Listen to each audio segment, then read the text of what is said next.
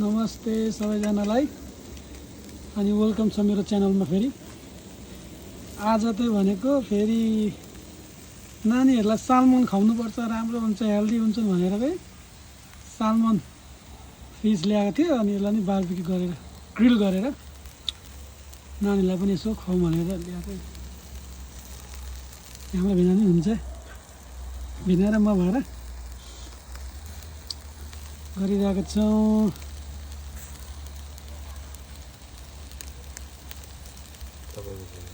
First time try गरेको grill माछा चाहिँ।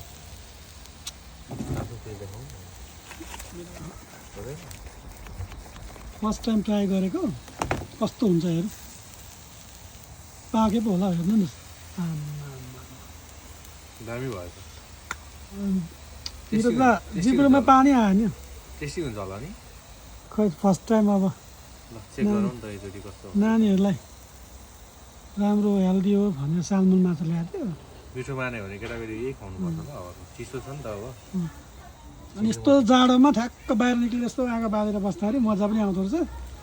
चिसोमा दामी हुन्छ नि त यो माछा। हो नि, गर्मी हुन्छ नि।